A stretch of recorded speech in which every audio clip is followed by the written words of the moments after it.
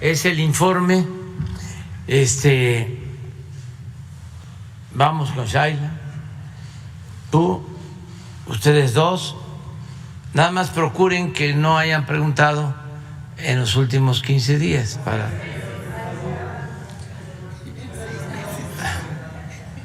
Adelante. Buenos días, presidente. Buenos días al Gabinete de Seguridad. Shaila Rosagel, corresponsal del Grupo Gili, El Imparcial de Sonora, La Crónica de Mexicali, Frontera de Tijuana. Presidente, pues preguntarle qué opina de la elección ayer de la ministra Norma Lucía Piña Hernández como presidenta de la Suprema Corte de Justicia de la Nación. Sería mi primera pregunta. Me pareció bien. Destaco el hecho histórico de que por primera vez una mujer va a ser presidenta de la Suprema Corte de Justicia desde 1825, 2 siglos casi. Entonces eso es muy importante. Por lo demás, eligieron los ministros como lo establece el procedimiento y hubo pues aceptación y hubo acuerdo. Se trata de un poder autónomo, independiente, como nunca había existido. Bueno, creo que fue independiente la Corte en los 10 años de la República restaurada, cuando gobernó Sebastián Lerdo de Tejada y el presidente Juárez.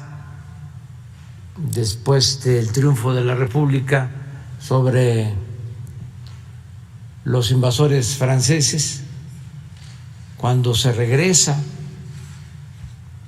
a el periodo republicano, después del fusilamiento de Maximiliano y de la expulsión de los extranjeros, hay 10 años antes del Porfiriato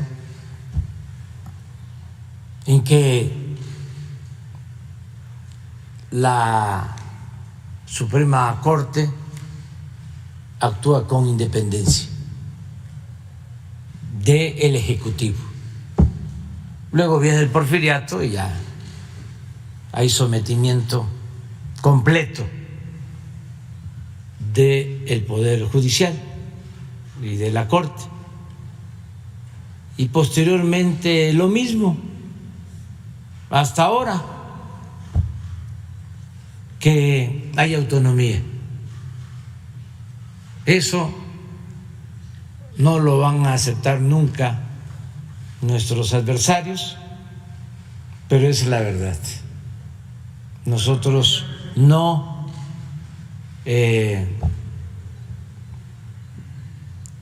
imponemos nada en la Corte. Y es tan evidente, aunque no lo quieran aceptar, que la presidenta Norma Piña siempre ha votado en contra de las iniciativas que nosotros hemos defendido. Es único el momento que estamos viviendo. Nadie puede decir que hay subordinación, como era antes, de los poderes al Ejecutivo. Durante décadas, el poder de los poderes era el Ejecutivo. El Poder Legislativo y el Poder Judicial eran apéndices. estaban subordinados. Desde la presidencia se daban órdenes y eso ya se terminó. Por eso sí estamos en la cuarta transformación de la vida pública del país. Me da mucho gusto que esto esté sucediendo en México, porque es para bien, para que haya un auténtico Estado de Derecho, no como antes, que era un Estado de chueco.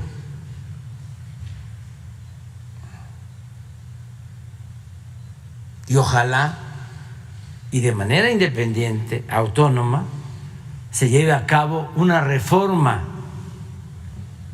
en el Poder Judicial que urge.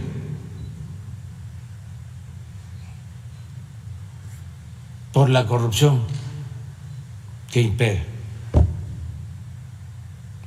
Hay que seguir limpiando. Todo el gobierno, los tres poderes, purificando la vida pública y que cada vez se respete más al pueblo, se atienda más al pueblo, que las instituciones no estén al servicio de minorías rapaces, que no estén al servicio de la corrupción, al servicio del dinero. Pero bueno, vamos avanzando. Gracias, presidente. Preguntarle también si ya tiene las fechas para su próxima gira al estado de Sonora, ya que dijo que iba a ser después de la cumbre, si tiene la agenda ya, o sea, qué días va a ir, qué municipios va a visitar. Y aprovechando que está el Gabinete de Seguridad, preguntar sobre Tijuana, que es pues donde empezó toda la estrategia de seguridad, la nueva estrategia, y preguntarles que si nos pueden dar un análisis de qué sucede específicamente en Tijuana, porque a pesar de que han bajado los homicidios dolosos en Baja California en general, Tijuana sigue estando a la alza. De hecho cerró con 2,000 homicidios. Entonces preguntar qué sucede aquí en Tijuana. Ahorita que estamos viendo el mapa, vemos que ahí están concentrados pues los elementos en Tijuana, la mayor parte de los elementos. Esas serían mis preguntas, presidente. Bueno, pues Rosa Isela, que nos informe sobre Baja California. Sí, gracias. Les voy a pedir la lámina de Baja California, por favor. Igual que en otras entidades, pero especialmente en Baja California, se lleva a cabo diariamente las reuniones de las mesas de paz y seguridad. Les vamos a poner aquí la lámina de los homicidios dolosos que vienen ocurriendo en Baja California. Entonces, si los compañeros son más adelante, por favor, aquí está la que es hasta el mes de noviembre, en donde se ve claramente que efectivamente hubo unos meses que creció la incidencia delictiva y durante los últimos 4 meses ha ido a la baja. Pero efectivamente hemos estado viendo en el gabinete que van 2-3 días en donde sí ha estado a la alza el tema de los homicidios dolosos. Precisamente hay un equipo especial que está trabajando con la coordinación estatal y está muy pendiente efectivamente la Secretaría de la Defensa Nacional, también la Guardia Nacional, haciendo el trabajo que corresponde a la coordinación estatal y federal. Pero digamos que vamos a estar pendientes en estos días, como usted lo dice, de ese número de delitos, de violentos que ha ocurrido, para saber efectivamente en qué colonias está ocurriendo esto para actuar en consecuencia. Ahora, por parte de la Secretaría de Seguridad, le hemos presentado a la señora gobernadora, también en el ámbito de la Mesa de Seguridad, un programa para estar trabajando en materia de prevención de las adicciones y de las violencias, fundamentalmente en el ámbito en donde están las colonias con mayor índice delictivo. Ellos han aceptado este trabajo, ya se ha presentado, y ahorita a partir del mes de enero se van a reforzar con personal que va a atender los temas de violencias entre los jóvenes, pero de manera preventiva, tanto en escuelas de educación media como en estas colonias. Y vamos a reforzar también, por instrucción del señor presidente, con el programa de jóvenes constructores de paz, con la Secretaría del Trabajo y la Secretaría de Educación, para atender estas colonias. Eso es lo que estamos haciendo. ¿Por qué siempre sale más alto?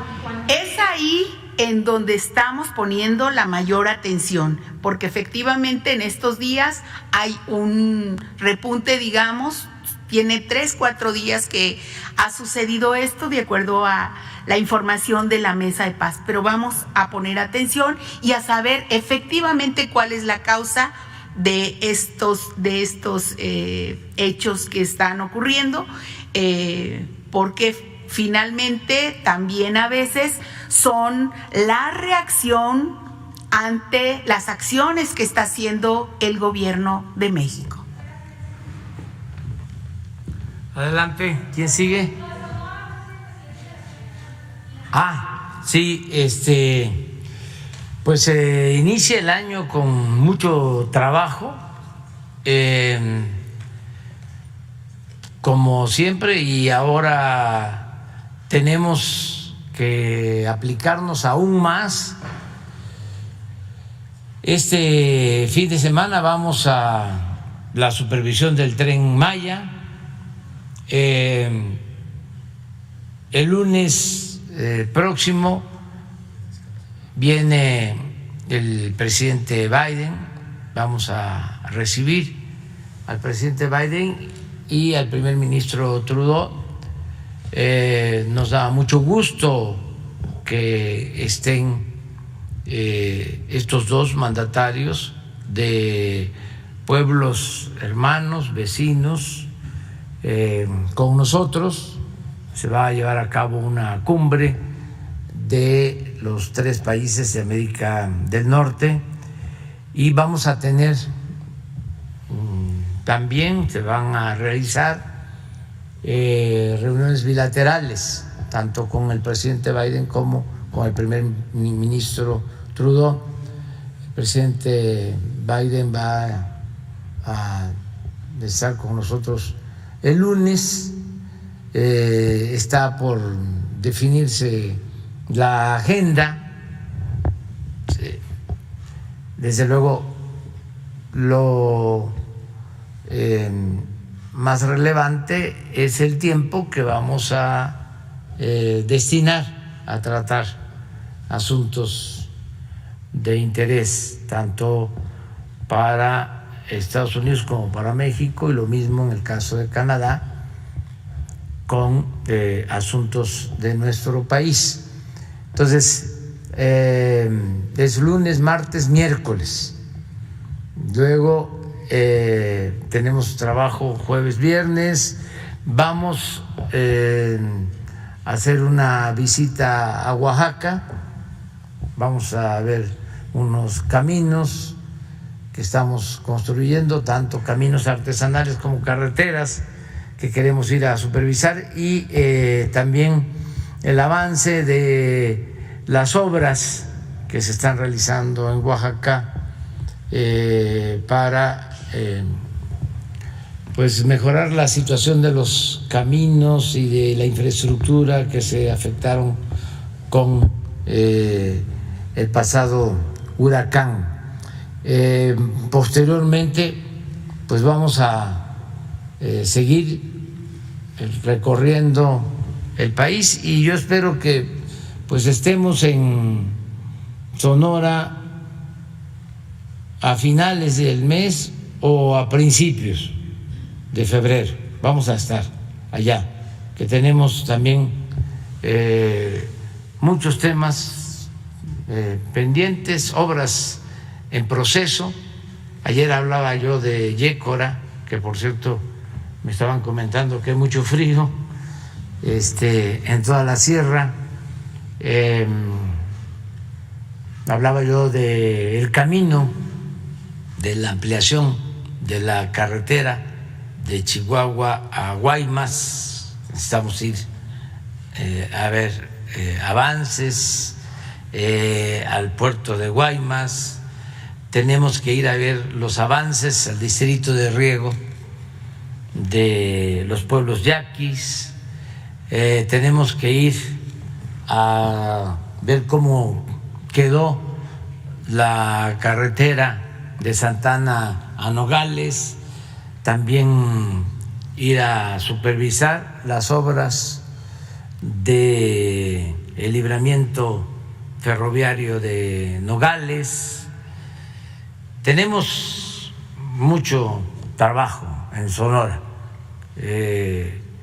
y vamos también a evaluar qué han hecho los presidentes municipales de la sierra, que les entregamos sus presupuestos para mejorar los caminos, y tenemos que ir a Sonora a ver cómo vamos con el plan Sonora, cómo vamos con lo de litio, cómo vamos con la construcción de la planta solar, que va a ser la más grande, importante de América Latina, que se está haciendo en Puerto Peñasco. En fin, tenemos muchas cosas. A ver si nos alcanza el fin de semana, porque además Sonora pues es el estado, el segundo estado con más territorio. Primero lo que se conoce como el estado grande de México, Chihuahua, y luego el estado también grande de Sonora, como los 32 estados, entidades federativas grandes de México, ¿no? ¿Viernes, sábado y domingo? Sí, un fin de semana. ¿Haría conferencia matutina allá o...? Vamos viendo, es que tenemos que combinar también eso. A veces no nos alcanza el fin de semana y optamos por irnos el jueves en la tarde para tener la conferencia el viernes, aprovechar todo el viernes, ¿sí?, y regresar el domingo, o irnos el viernes al mediodía después de la conferencia de aquí y quedarnos a la conferencia allá el lunes y regresarnos el lunes por la tarde. Este año va a haber mucho trabajo, sobre todo de territorio, como siempre lo decimos, ¿no? Territorio, no escritorio. Estar supervisando. La verdad es que la mayoría de los servidores públicos están aplicados al 100, están trabajando. Tenemos muchos frentes abiertos. Yo les comentaba ayer que como nunca hay inversión pública en el país. Ya no había inversión pública, todo eran concesiones, autopistas concesionadas, hospitales concesionados, reclusorios concesionados. Era una oficina del gobierno para entregar concesiones y facilitar las tranzas, pues, para decirlo coloquialmente. Ahora no. Ahora el presupuesto está llegando de manera directa a la gente y se está usando para obras de infraestructura que antes se concesionaban. Ahora se realizan esas obras con presupuesto público. Por eso no se cobra en las carreteras que se están realizando, porque pues también tenemos la filosofía, la concepción de que ya el ciudadano contribuye, como se dice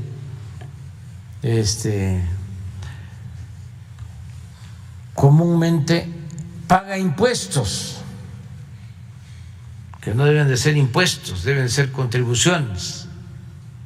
Pero bueno, ya se paga el impuesto.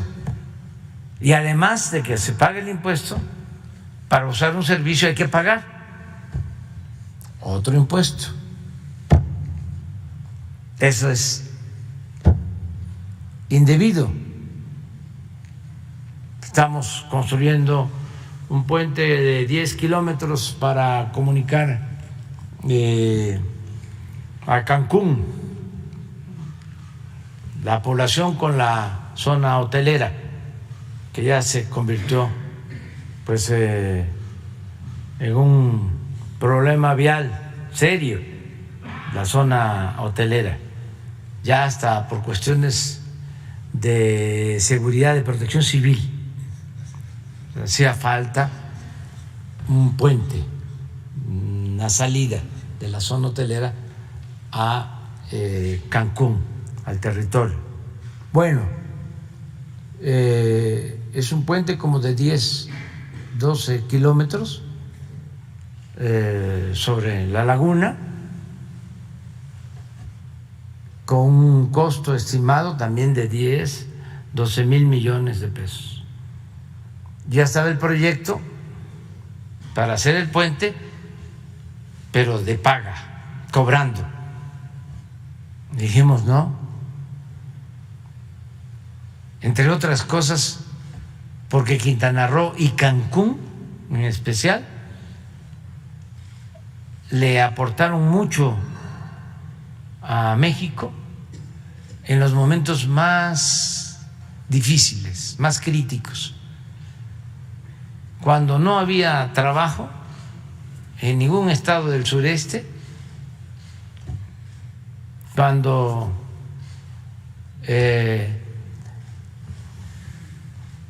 prevalecía la desolación del modelo neoliberal, que la gente tenía que irse del país a buscarse la vida a Estados Unidos. Muchos mexicanos del sureste, inclusive hasta de la Ciudad de México, se fueron allá, porque allá había crecimiento por el turismo, y allá salieron adelante. Entonces, ¿cómo les vamos a cobrar? Por el uso del puente. Pero así, en muchas otras obras, esa ampliación de la carretera de Chihuahua a Guaymas, pues no va a ser de paga.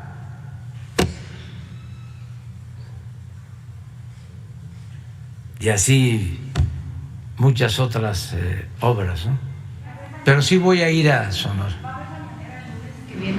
Eso todavía no lo definimos. Lo más probable es que no haya, por la importancia que tienen estos encuentros.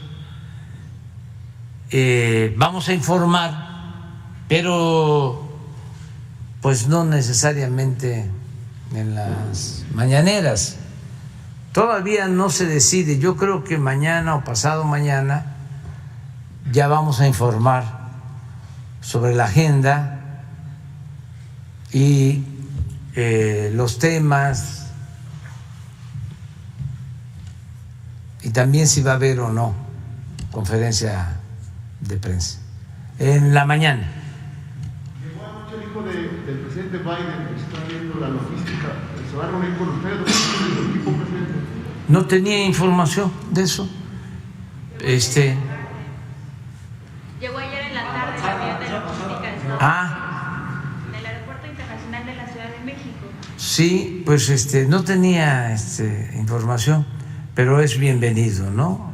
Y sí están llegando desde hace algunos días avanzadas para los preparativos de esta cumbre. ¿Le envió su carta al presidente Biden, sus peticiones? Sí, ya la envié. Ayer la envié. ¿Las mostraría? ¿Mande? ¿Las mostraría su carta? No, es para comentarle de manera muy respetuosa cuáles sugerimos nosotros deben ser los temas que podríamos tratar. Desde luego, respetando que él trae también su agenda. Nuestro propósito es decir, nos gustaría, como se dice en las cartas, en los oficios, si para ello no tiene inconveniente, tratar estos temas respetuosamente, haciendo la aclaración que nosotros estamos, desde luego, abiertos a atender cualquier tema planteado por el presidente Biden. Son bienvenidos el presidente Biden, el primer ministro Trudeau, y con el presidente Biden tenemos muy buena relación y estoy seguro que van a ser muy buenos los resultados del encuentro. Diría trascendentes, pero hasta ahí nada más. Bien, ¿quién sigue tú? Gracias, presidente. Buenos días. Dalila Escobar de Proceso. Preguntarle algunos aspectos sobre el tema de la designación de la ministra presidente Norma Lucía Piña. Acaba usted de mencionar que, bueno, pues algunos o varios, también ayer lo mencionaba, de los ministros han votado en contra de algunas de las políticas que ha buscado implementar su gobierno. ¿Cómo observa que será hacia adelante esta relación con el Poder Judicial ahora con este nombramiento? También a la luz de lo que usted ha mencionado que es necesario sobre este tema de la reforma, cuando sabemos que están pendientes algunos temas, por ejemplo, de la Guardia Nacional, y que podría llegar el asunto en materia electoral. Pues igual, una relación respetuosa. Afortunadamente,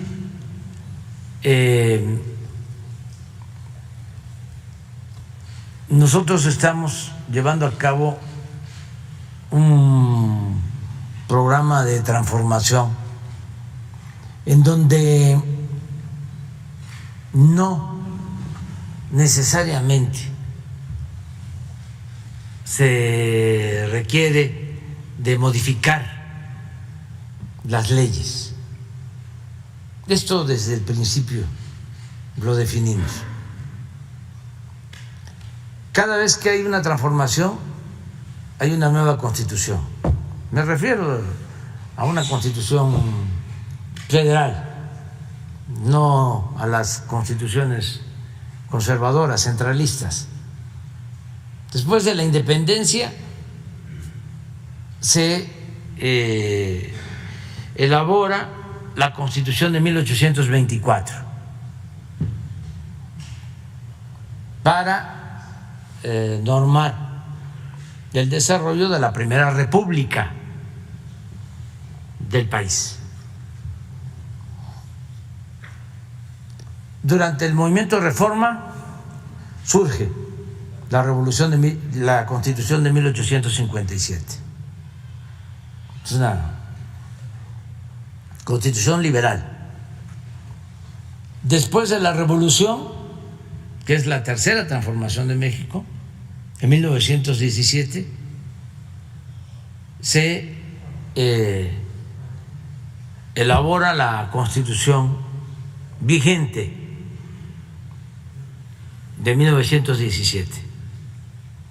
Si nosotros estamos llevando a cabo la cuarta transformación, lo que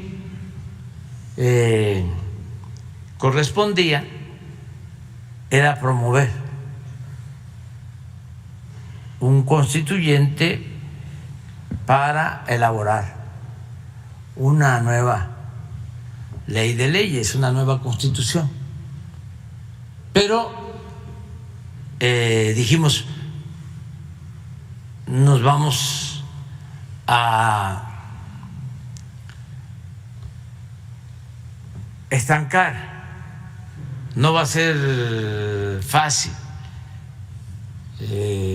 necesitamos ver qué es lo que podemos cambiar, lo estratégico, y qué dejar hacia adelante. Entonces escogimos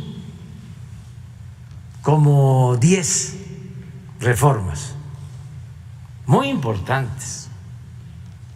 Nos quedaron pendientes otras, pero por ejemplo se logró aprobar de que las Fuerzas Armadas nos ayudaran en tareas de seguridad pública. Eso era indispensable. Imagínense cómo íbamos a enfrentar el problema de la inseguridad, de la violencia, creciendo como lo recibimos, con una Policía Federal echada a perder, con 40,000 elementos, contando con las Fuerzas Armadas, pero sin poder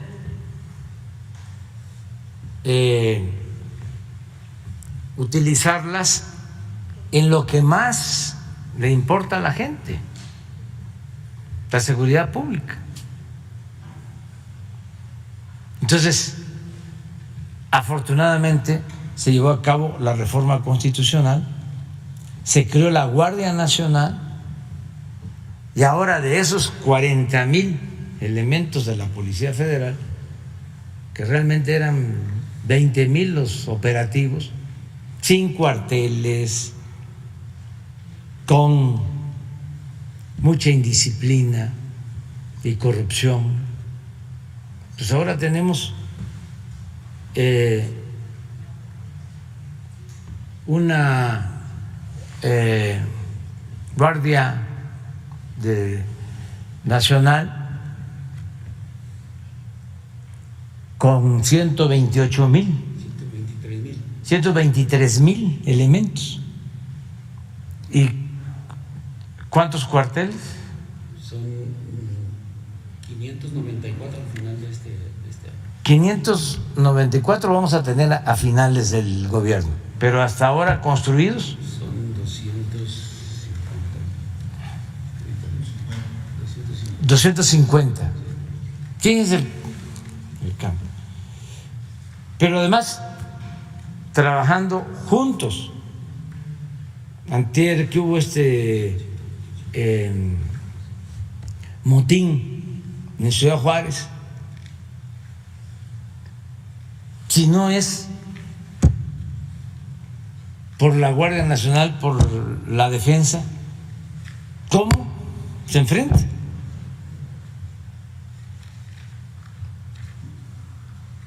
Entonces, esa fue una buena reforma, importante, clave.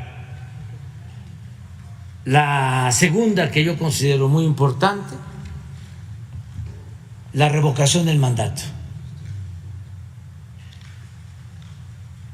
que ya se llevó a cabo. Ya está el precedente para que si el presidente es electo por 6 años, pero a la mitad las cosas no funcionan y la gente dice no estoy de acuerdo con lo que está pasando porque el pueblo pone y el pueblo quita, esa es la democracia. Consulta, ¿quieres que continúe el presidente o que se vaya? Eso fue una gran reforma para que no se llegue y se piense me eligieron por 6 años y ahora se aguantan. Y como hay algunos que pues son muy conchudos, aunque tengan 15, 20% de aceptación,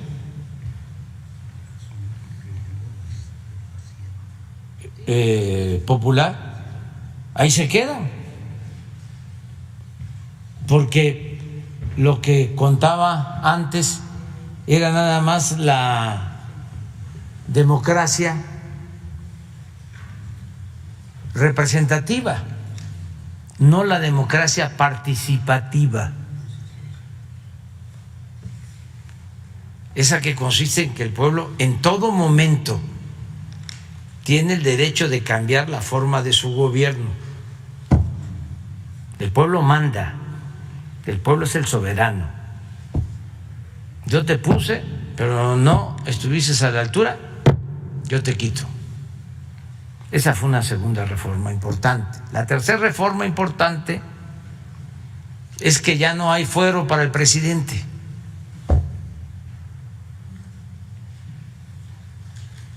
Llevaba como siglo y medio que al presidente solo se le podía juzgar por traición a la patria. Y ahora se le puede juzgar por cualquier delito, como a cualquier otro ciudadano. Otra reforma importantísima que ya se convirtió en delito grave, la corrupción, que no lo era. O sea que el que robaba podía salir bajo fianza. Yo les he dado a conocer, nada más que no sale en los periódicos, de que cuando gobernó Salinas modificó el Código Penal para que la corrupción no se considerara como delito grave. Y ahora sí, es delito grave. También considerado como delito grave y además con prisión preventiva los delitos fiscales, pero esa reforma la modificaron en la Suprema Corte de Justicia y ahí la maestra, la abogada Peña, votó para que se quitara, y así otros, pero digo, yo no estoy aquí para hacerle ningún cuestionamiento. También votaron para que no se aplicara el artículo 127 y que nadie ganara más que el presidente de la República. Eso también, con amparos, lo echaron para atrás y siguen ganando un ministro pues 3 veces más que lo que gana el presidente.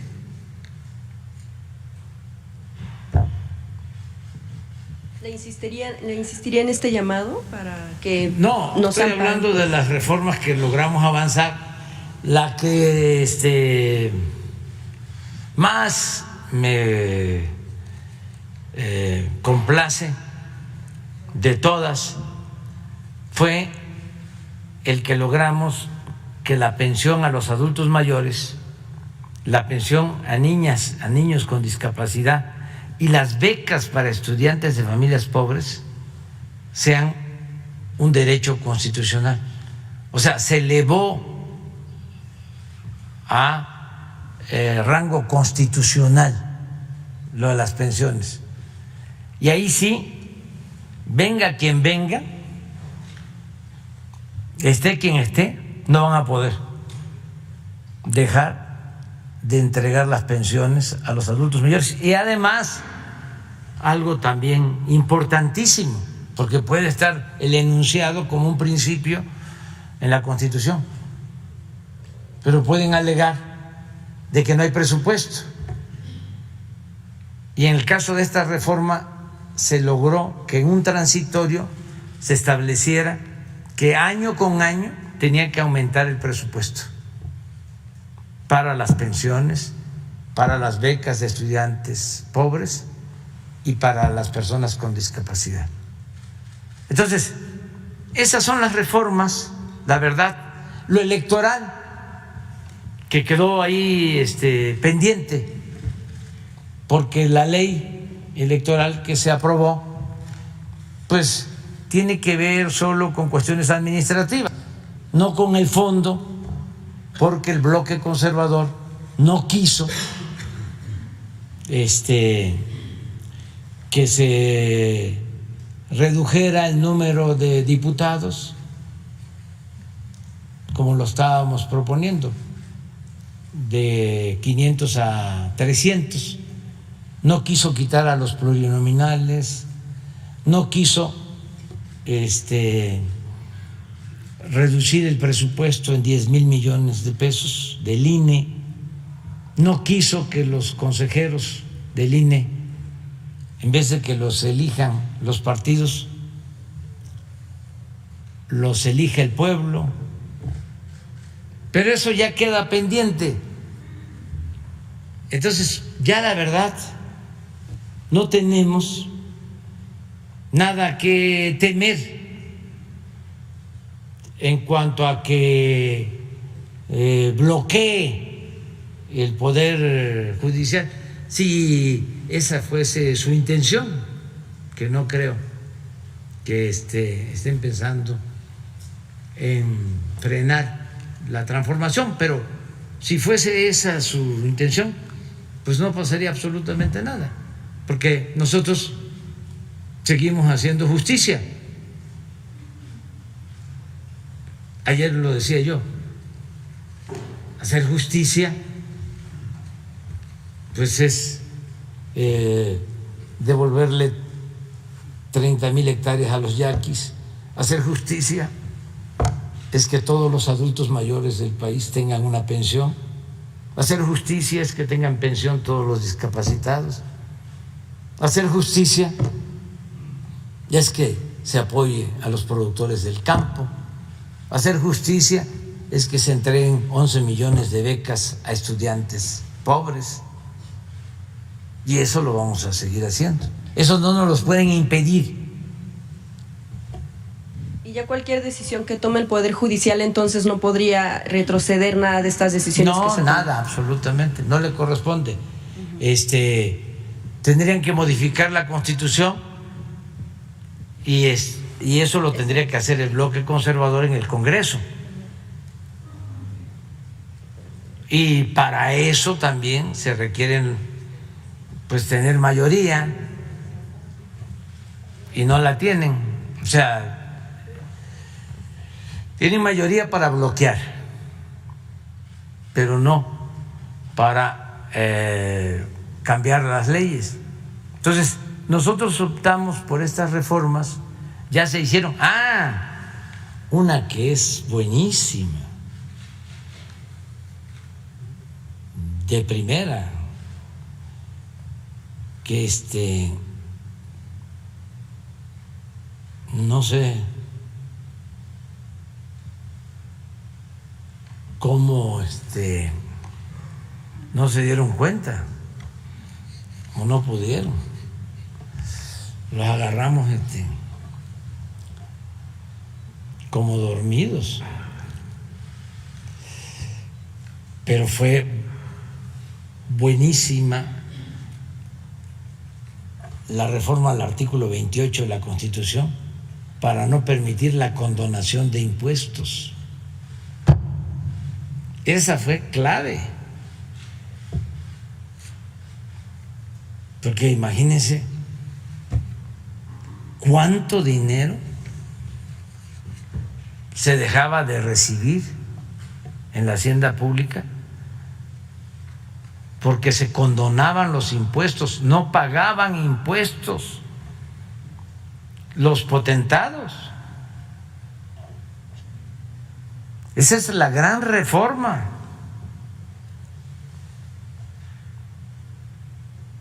Imagínense cuánto ingresa ahora.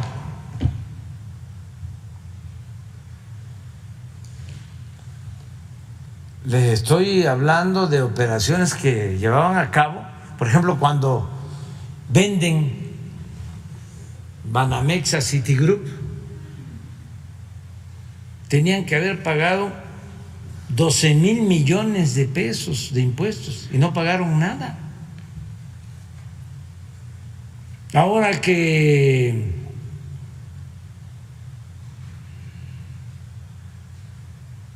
una parte de Televisa se vende a Univisión, creo que pagaron, no pones la gráfica de inversión extranjera,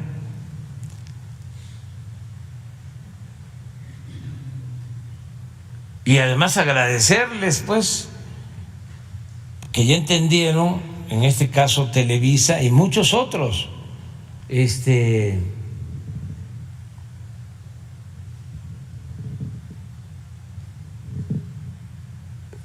creo que como 8 o 10 mil millones de impuestos.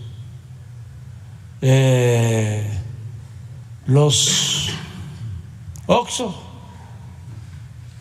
como 12,000 millones.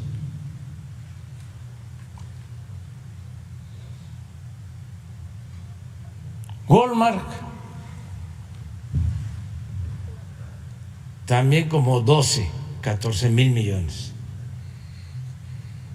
Y antes no pagaban nada. Pero esto fue por la reforma. Es que no sé cuánto es esto. A ver si te dicen.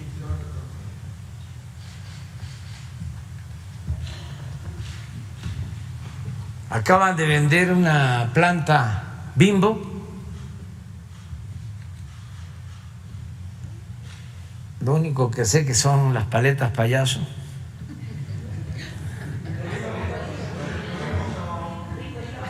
Ricolino, sí. Hay que tener mucho cuidado con. Bueno, eso no lo digo. 6,000 millones de impuestos pagaron la familia Servig.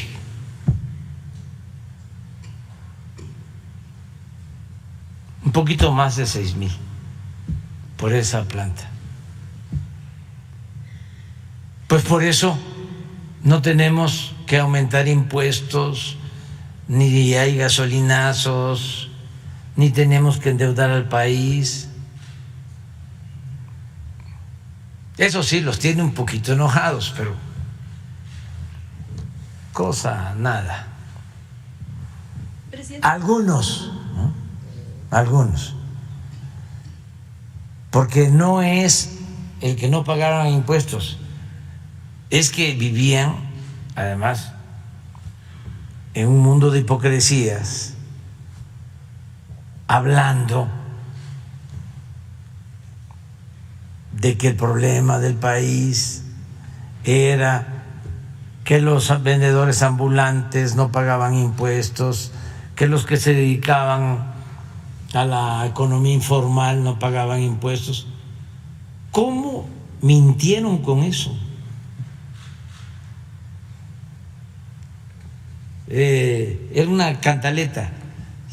El problema de México es que es muy baja su recaudación si se compara con Chile, si se compara con Brasil, si se compara con España, si se compara con Alemania.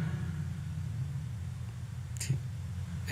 Es muy poco lo que se recauda, porque no se cobra impuestos a la economía informal, a la gente que se busca la vida como puede, cuando el problema era que no pagaban los grandes, los bancos, las grandes empresas, 10,000 millones. Ese era el problema. Pero a muchos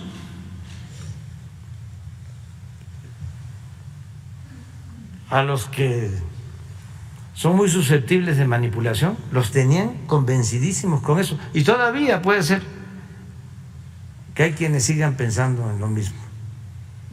Era como lo otro, la mentira de que si aumentaban los impuestos, los salarios, se incrementaba la inflación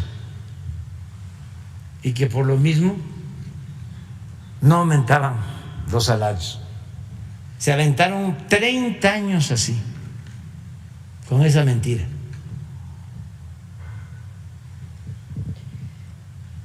¡30 años! Otra mentira, esto de un secretario de Hacienda, que si subían el precio de la gasolina no afectaba, porque la mayoría de la gente no tenía automóvil, no usaba gasolina. Una eminencia de estas. Y así muchísimas mentiras. Pero bueno, no hay problema con el Poder Judicial, es un poder autónomo, como lo es el Legislativo, como lo es la Fiscalía. Uno de los aspectos también se destacaba es que pues no se había dado tal vez una felicitación, un reconocimiento a la ministra desde ayer, saber si se comunicó con ella para hacer el reconocimiento. Sí, ella me buscó, tuvo la amabilidad de comunicarse conmigo. Yo no estaba, pero tan luego me informaron, me comuniqué con ella y hablé con ella, pues felicitándola, sobre todo por ser la primera mujer en la historia presidenta de la Suprema Corte. Lo demás ya ella sabe muy bien. Además, no tenemos por qué pensar lo mismo, no solo porque representamos dos poderes que son independientes, que son autónomos, sino porque sería muy aburrida la vida si todos pensáramos igual. Se queda pendiente también el tema de lo que se destapó, pues sí, en efecto, en este proceso de selección de presidente o presidenta de la Suprema Corte, que es lo que tiene que ver con la ministra Yasmín Esquivel. Muchas de las situaciones que se han dado, usted también ya se ha pronunciado al respecto, pero surge toda esta situación, todo este proceso en el que ya también incluso se ha manejado que la Fiscalía Capitalina ha hablado en torno a este hecho. Hubo una denuncia, es lo que se maneja por parte de la ministra. También la UNAM ya sale a decir que el rector Enrique Graue sale a decir que bueno, pues no avalan de alguna manera que se vulnere la credibilidad que tiene esta institución educativa, sobre todo cuando no se ha concluido este proceso en torno al al supuesto plagio que existe, que ya se ha determinado hasta en un 90%. Lo que surge a raíz de este proceso y que a final de cuentas, bueno, pues sí llega de alguna manera a salpicar a estos ministros que son los impartidores de justicia también, e incluso a la propia universidad. Sí, finalmente. pero eso lo tiene que decidir la instancia correspondiente. Sí.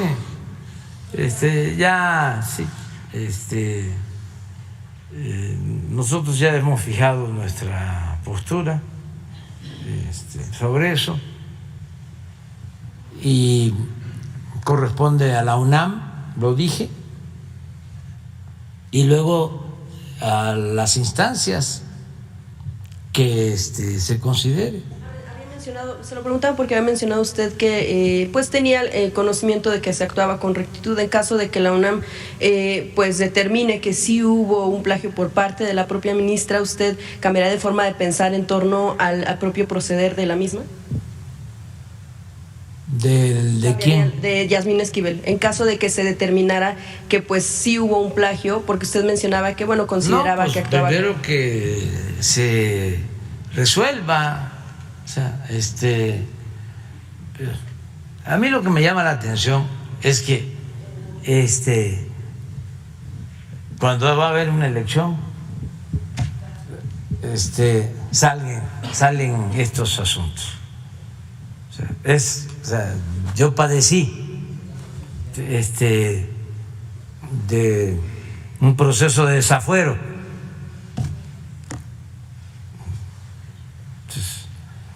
Cada vez que hay una injusticia así, pues no me gusta, o sea, porque es politiquería, ¿no? Pero que por lo general los que acusan no tienen autoridad moral, dicen plagio. Ojalá y los problemas de México fuesen por plagio. Los problemas de México son por robo. Y todos los que dicen plagio o se quedan callados ante los robos, o se han quedado callados ante los robos, o ante la corrupción. Nada más que si no les parece algo, y más si se trata de perjudicarnos a nosotros, inmediatamente se enfilan. No tienen escrúpulos morales de ninguna índole. Los conservadores son muy corruptos y muy hipócritas. Pero también vivimos en una democracia y somos libres. También ayer se eligió al magistrado Guillermo Valls para el Tribunal Federal de Justicia Administrativa. También ahí hay pendientes importantes que se tienen que resolver. ¿Cuál es el posicionamiento que se tiene en torno al avance también de temas que pudieran darse ahí, como por ejemplo el tema de Segalmex, también temas de las grandes obras que pudieran llegar ahí? Ningún problema, nada. No conozco al licenciado. Y no me meto yo en eso, y no somos iguales. Eso es lo que no van a entender, porque no les conviene, nuestros adversarios, que si tenemos autoridad moral, vamos a tener autoridad política.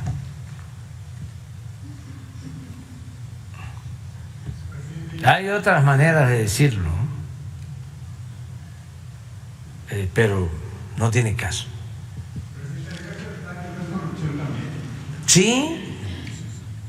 Sí. Además es deshonestidad. Sí.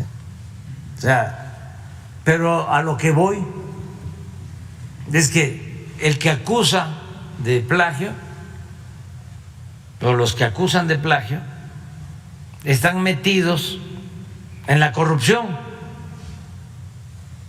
o avalaron la corrupción o viven de la corrupción.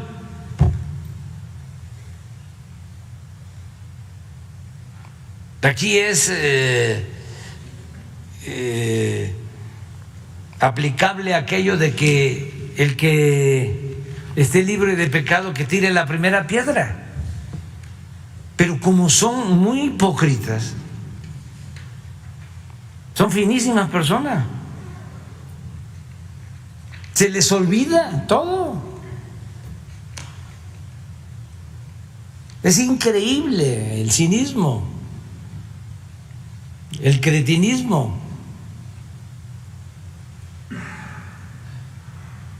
Pero repito, somos libres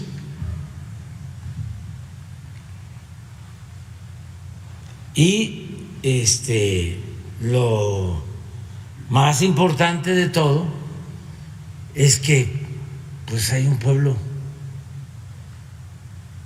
muy consciente, un pueblo que es mucha pieza. Presidente, además no pueden los medios de información, están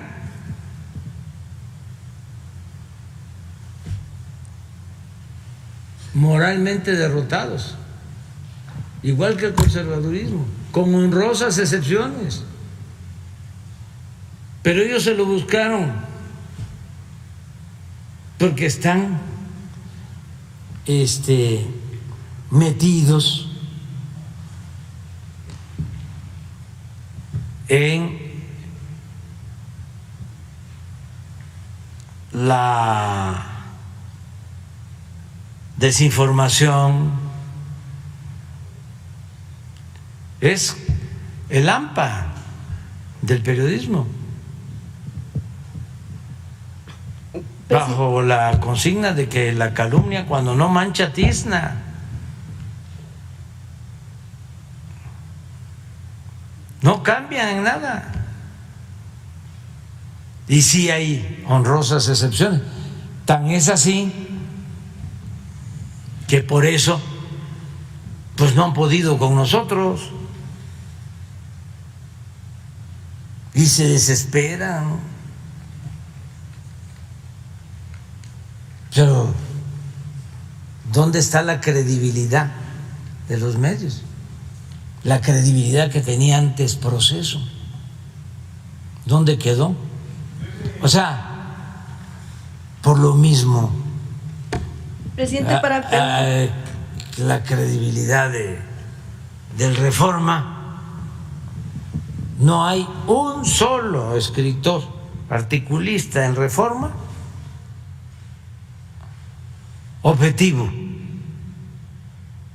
todos entregados por entero a la mentira, todos, programas de radio, de televisión, y no solo es México, es lamentablemente en la mayoría de los países del mundo. Es el poder mediático. ¿Deberíamos dar la vuelta en este caso de la ministra, presidente? No, que se investigue todo y que no quede nada pendiente. Por ejemplo, la pregunta que ella me hace, que tiene que ver con la mala leche de los editores de Proceso.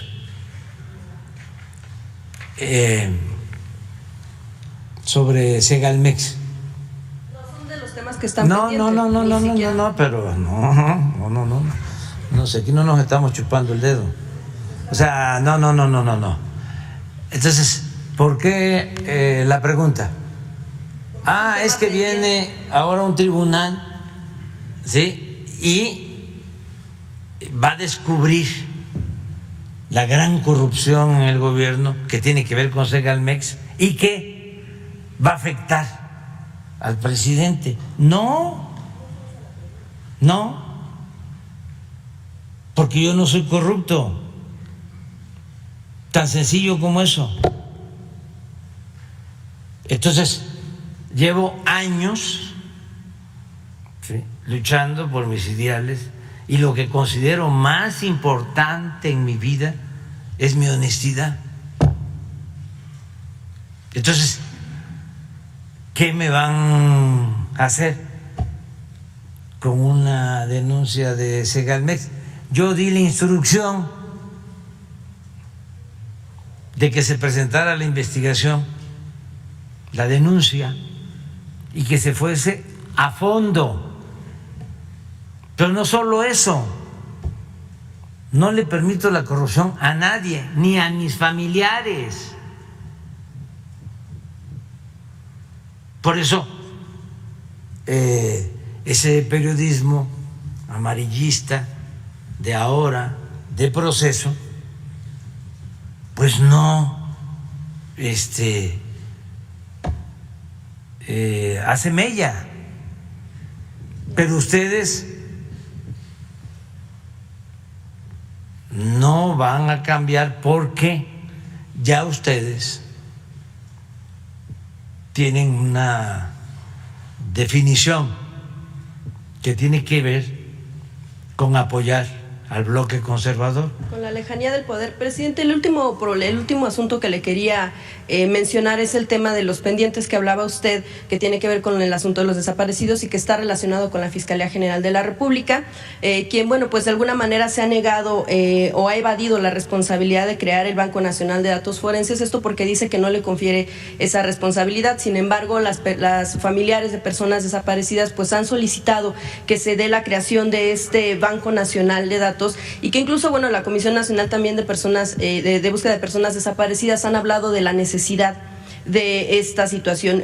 Si usted haría un llamado a que se pueda ya definir y a que se pueda resolver este asunto ante pues los 109,000 personas desaparecidas, por supuesto, durante varios años, no en este sexenio únicamente, y que pues no ha abonado al avance de las investigaciones de estos familiares que están solicitando que se encuentre a estas personas, es esta situación de la Fiscalía, que incluso está tratando de litigar pues lo que dicen los familiares en contra de la justicia que ellos están buscando. Se está avanzando con la Subsecretaría de Gobernación, Alejandro Encinas, y se está buscando resolver esto, y hay presupuesto suficiente, siguen las búsquedas, es un tema prioritario,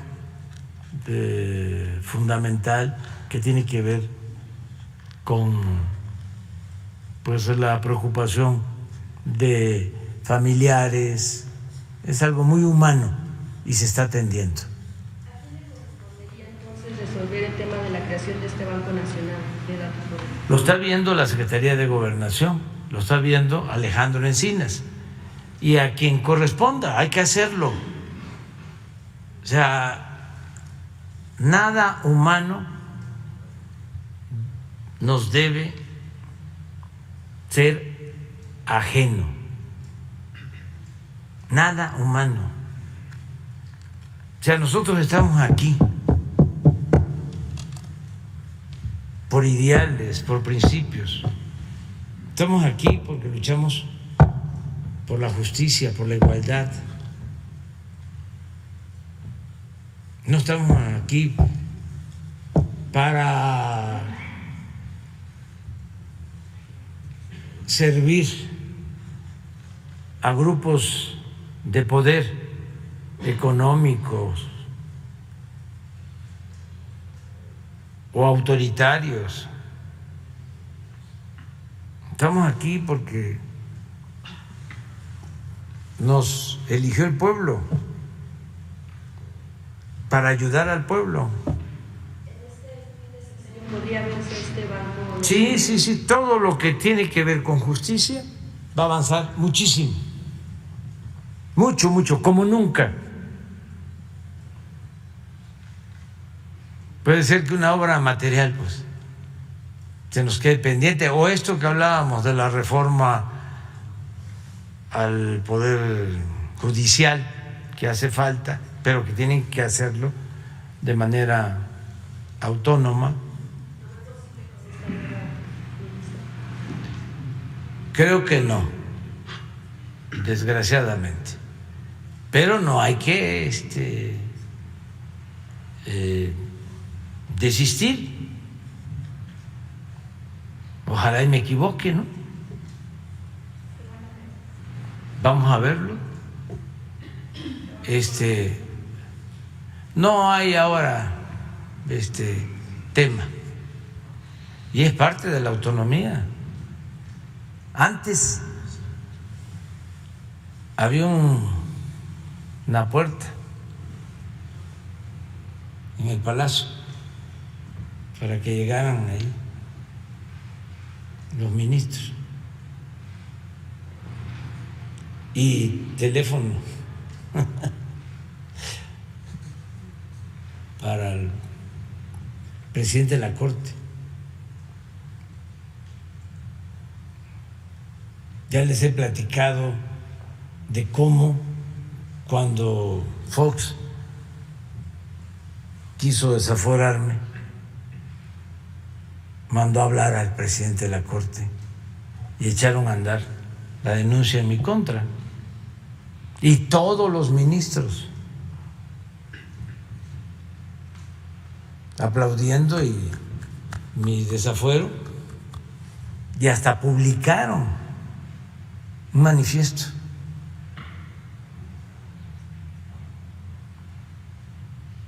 Y así, siempre. No, por eso celebro el que haya independencia, división y equilibrio de poderes. Eso no había antes.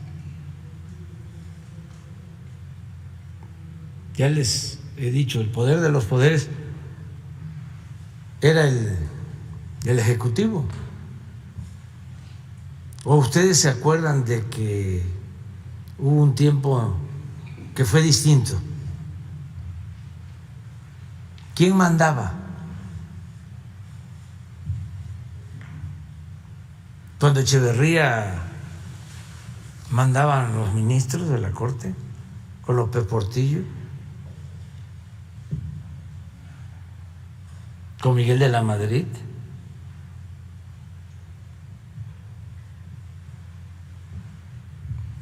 con Salinas, eran independientes, con Zedillo. Bueno, Zedillo los desapareció, hizo una reforma.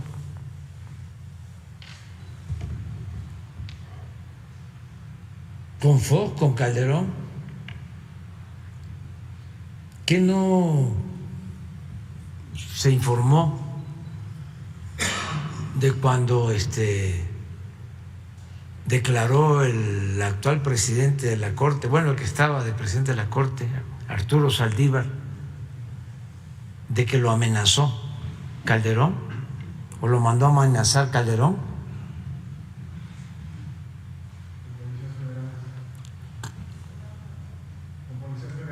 Con policías federales.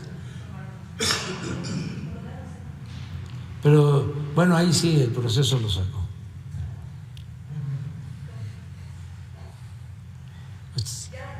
Sí lo publicaron. Muy bien, ¿quién sigue?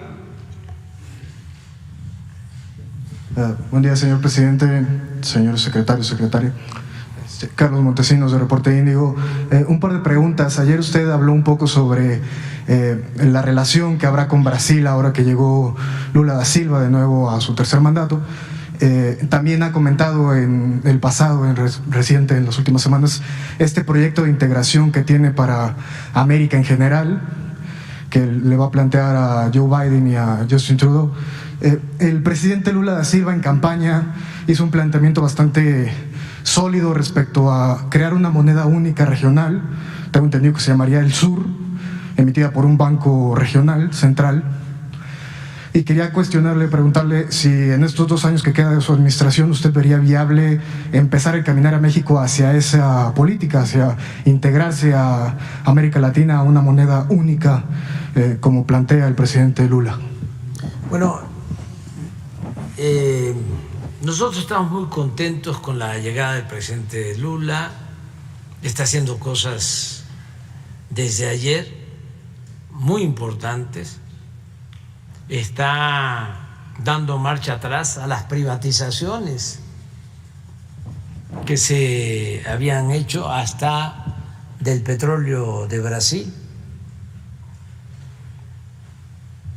y está tomando decisiones importantes, y es un buen gobernante, tiene mucha experiencia, tiene reconocimiento mundial, y Brasil siempre ha buscado relaciones con Asia, con Europa y también con América Latina y con Estados Unidos y Canadá. Ha optado por la diversidad en materia de política exterior. Nosotros lo que estamos planteando es la unión de todos los países de América.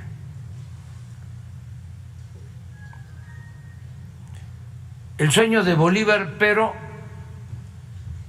considerando a Estados Unidos y a Canadá juntos.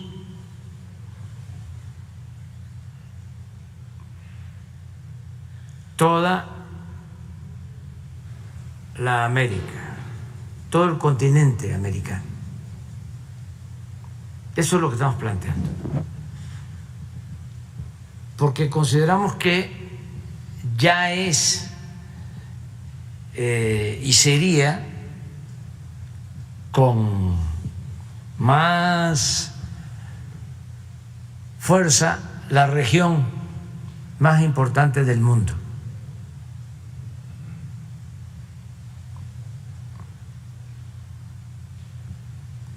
Tenemos un gran potencial. Entonces, que la integración, y esa es la propuesta que nosotros tenemos, no se quede nada más en América del Norte.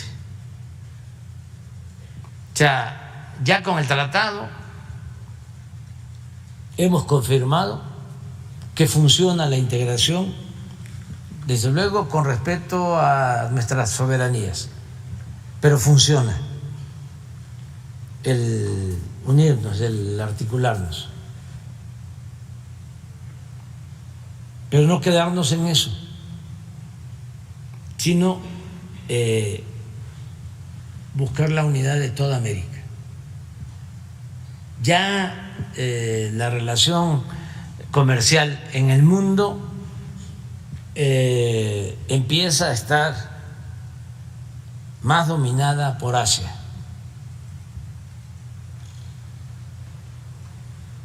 Y si no hacemos nada,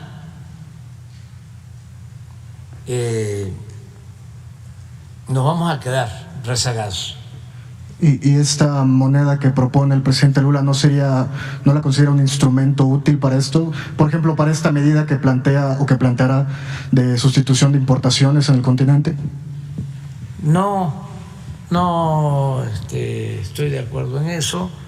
Habría que ver qué es lo que plantea. No lo había escuchado el presidente Lula, que es, insisto, muy inteligente, muy buen político, muy buen gobernante y además sensible, defensor de los pobres. Pero no había escuchado eso. Se está hablando mucho, por ejemplo, de la integración de Asia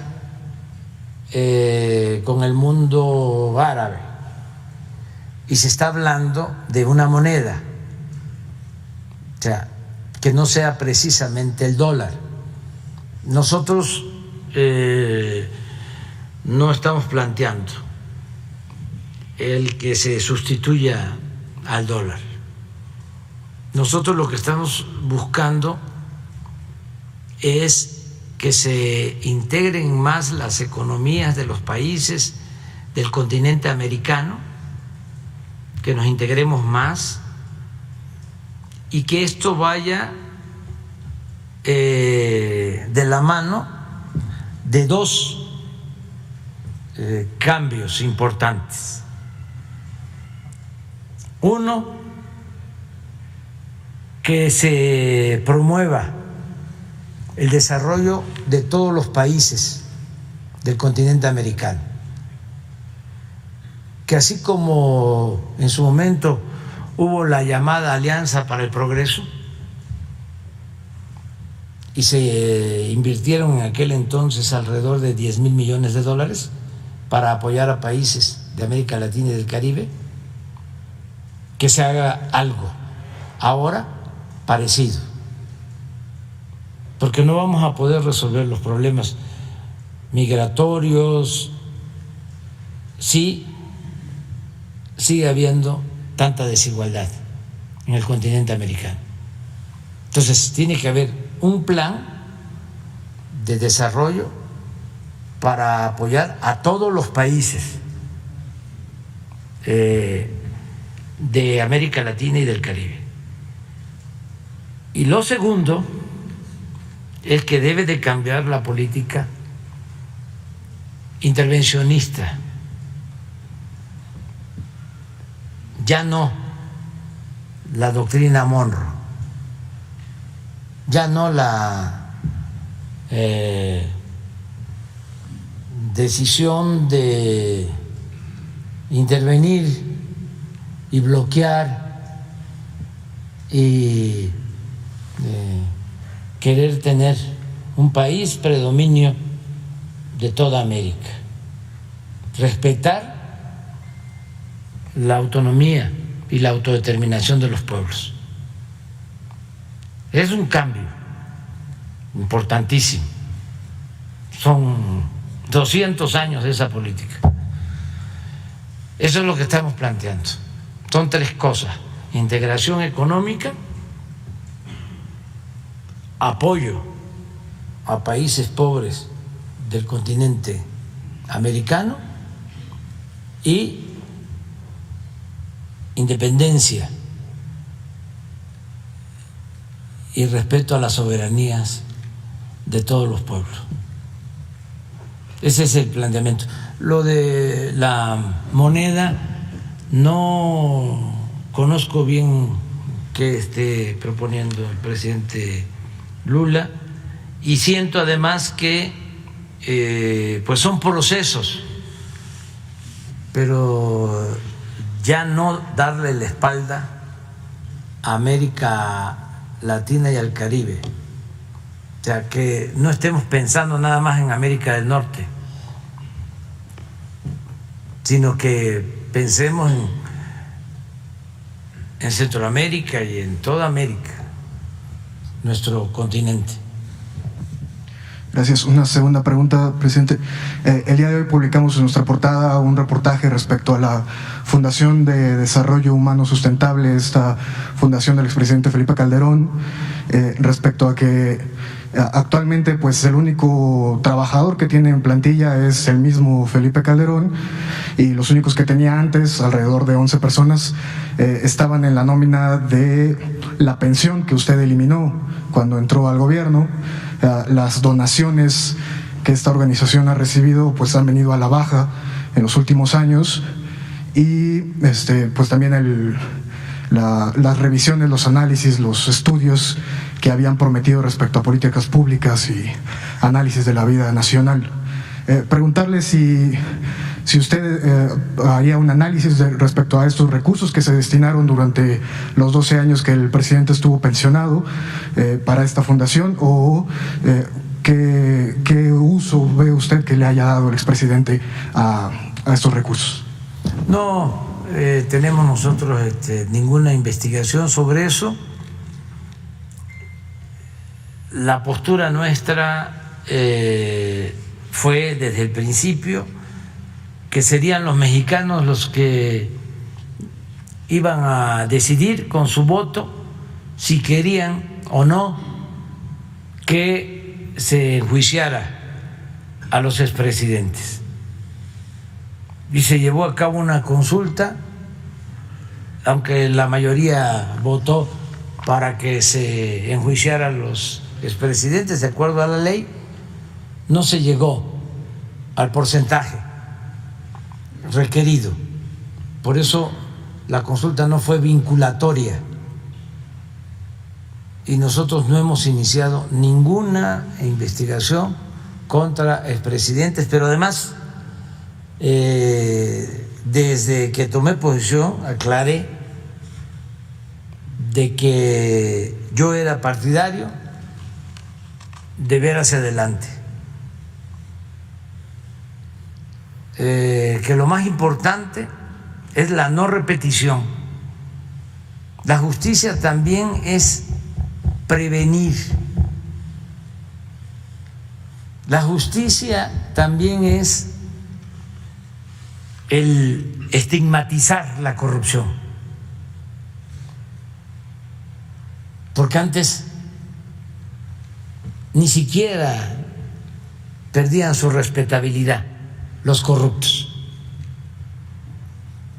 Entonces, lo que hemos venido haciendo es no permitir la corrupción. Y les puedo decir, miren, pañuelito blanco, aquí está, a 4 años.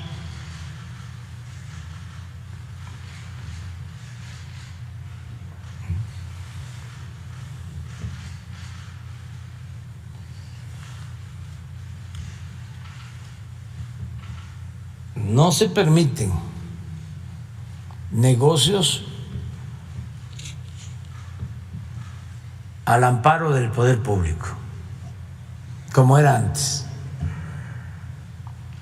Entonces, eso es lo más importante, y no perseguir a nadie, solo que haya un juicio, una demanda. Existe ahora lo de el juicio de García Luna, que ya va a iniciar. Eso lo presentaron los estadounidenses y ojalá y sepamos todo. La vida pública tiene que ser cada vez más pública. Y una regla de oro de la democracia, y esto debe saberse en México y en Estados Unidos y en el mundo,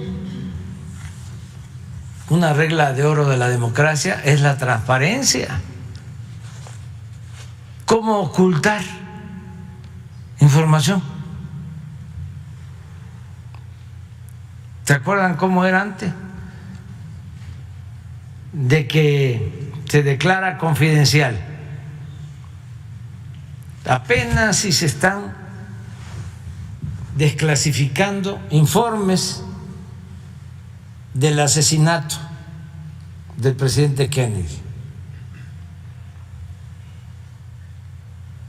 ¿Cómo? ¿Dónde está la democracia? si no hay transparencia?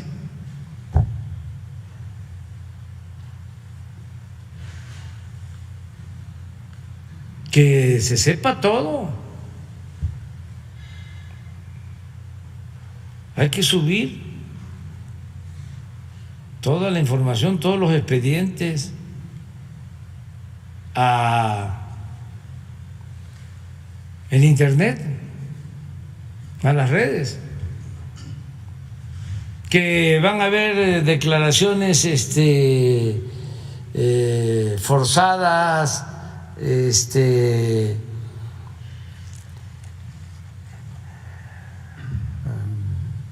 que no corresponden a la realidad o falsas, pues no le hace, que salga todo, las que son buenas y las que no, y que la gente sea la que decida si es creíble o no es creíble, que la gente haga el escrutinio.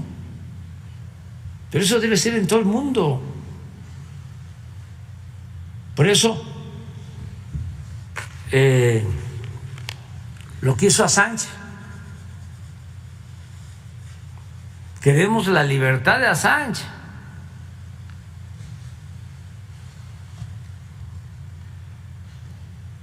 Imagínense lo que ayudó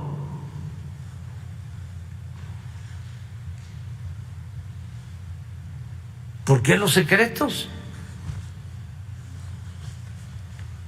Puede ser que haya cosas así que valga llamarles secretos de Estado o razón de Estado, pero solo cuestiones muy graves para la humanidad, pero lo demás debe de saberse todo.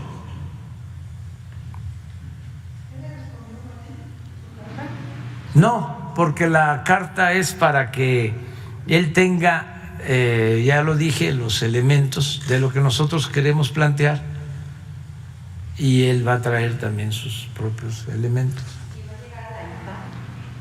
No sabemos todavía. Lo único que sé es que no va a poder llegar a Texcoco, porque la gente ya no quiso que se hiciera esa tranza. Ya, pero ya me voy. Dios, adiós. Queda pendiente.